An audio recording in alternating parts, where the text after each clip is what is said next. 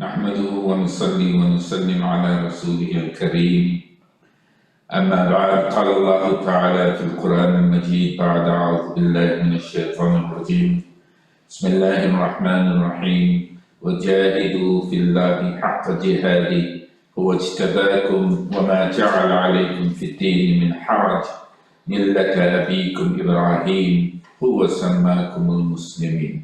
صدق الله العلي العظيم وصدق رسوله النبي الكريم ونحن على ذلك لمن الشاهدين والشاكرين والحمد لله رب العالمين.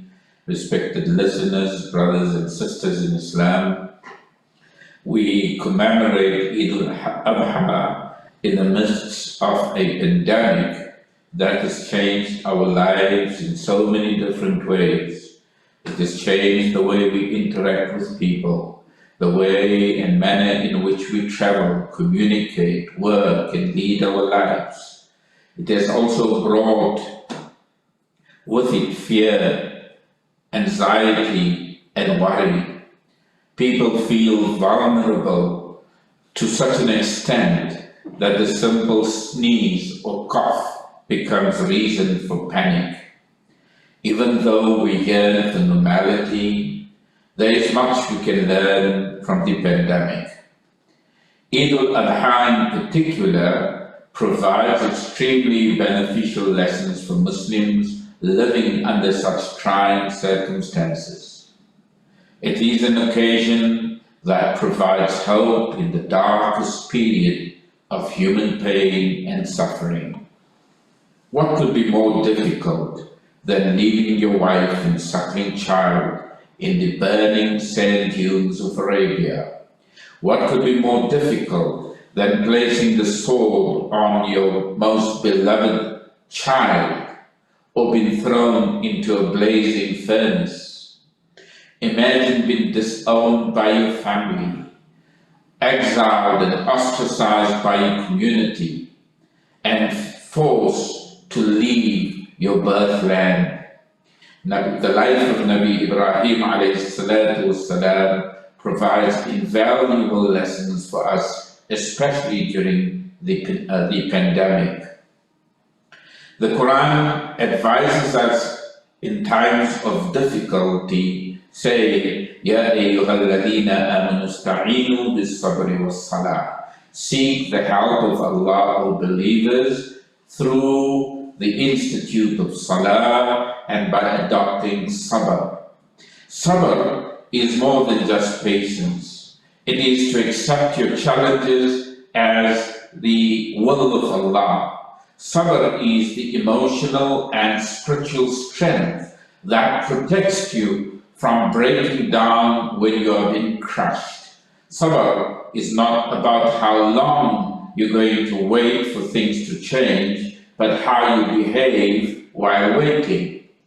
On this day, the takbir, Allahu Akbar, echoes throughout through every corner of the world. What does the takbir signify? And how does the takbir impact on our lives, especially during these difficult and challenging times? The takbir is the first words softly chanted to a newborn when it enters the world. The same call is proclaimed from the towering minarets 5 times a day from every corner of the globe. Every salah begins with the takbir. So when we say Allahu Akbar, it is a declaration that impacts on our entire being. How does this declaration impact on your thought patterns? Are you generally an optimist or pessimist? Do you enjoy a positive mindset or a negative mindset? The way you think and feel about yourself creates your world. When you change the quality of your thinking, you change the quality of your life. You must understand that you have complete control over the only one thing in the universe, and that is your thinking. Your thoughts shape your feelings, and your feelings shape your actions. When we declare that Allah is the greatest, it gives us courage, it gives us conviction. Remember that hardship is inevitable, it is very much part of our lives. However, suffering is optional. How you respond to hardship is going to determine whether that hardship serves as a blessing or a punishment. All of this depends on your attitude, your thinking, and your beliefs. When we say Allahu Akbar, Allah is the greatest, it liberates us from a feeling of helplessness and hopelessness. As Muslims, we are never in despair, not even in the most difficult moments. That is because we believe that Allah alone has the power to change our circumstances. We believe that there is divine wisdom in all that happens in our lives. Nothing happens without meaning and purpose. We believe that Allah knows what is best for us. And therefore He says in the Quran, "Asa an takrahu shay'a." It may well be that you hate, dislike, and detest something whilst it is good for you. And it may be that you love something whilst it is bad for you. Allah knows and you know not. So when we say Allahu Akbar, it gives us the satisfaction of knowing that Allah loves us more than a mother loves her children. The verse that I recited at the beginning says, وَجَاهِدُوا فِي اللَّهِ حَقَّ جِهَادِهِ. Strive in His cause as you ought to strive, with foresight, commitment, and faith. The verse goes on to say, He has chosen you and has imposed no difficulty on you in religion.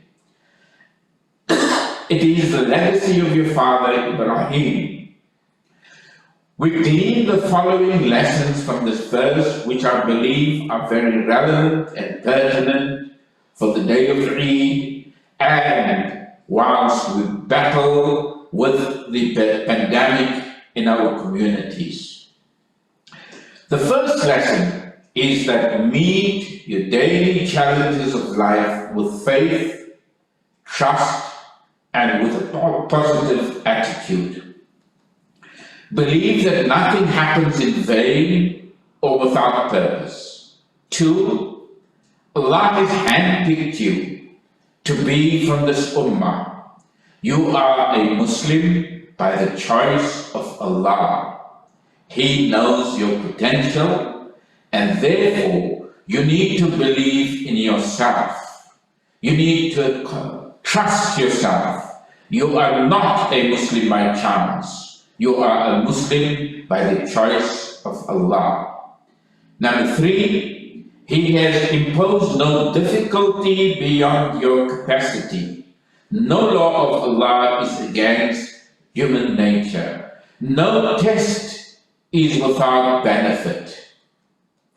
The famous scholar Jalaluddin Rumi says that not all storms come to disrupt your life. Some come to clear your path. And the 4th lesson is the Quran says, or the verse instructs us to follow the legacy of your father, Nabi Ibrahim alayhi salatu wassalam. What was his legacy? It was trust in Allah. It was a belief that you are not alone to do battle with this world. He will send His help in the same way He sent it to Nabi Ibrahim alayhi salatu wassalam. When Nabi Ibrahim placed his implicit trust in Allah, the knife did not cut, the fire did not burn, the tears of the desert flow even today in the form of Zamzam. So in conclusion, Jalaluddin Rumi says, it's your road and yours alone. Others may walk it with you, but no one can walk it for you. You have to take personal responsibility. You have to change your attitude. You have to find the strength within you. Each one of us encounters hard times. We encounter heartache and physical and emotional pain. The key is to realize it's not what happens to you that matters, it's how you choose to respond to what happens that matters. May Allah bless us with the foresight to find opportunity while we are in the midst of a very difficult crisis. May He relieve us and protect us from the pandemic. May He grant shifa to all those infected, and may He treat those who pass on with the honor and reverence reserved for martyrs. Wassalamu alaikum wa rahmatullahi wa barakatuh.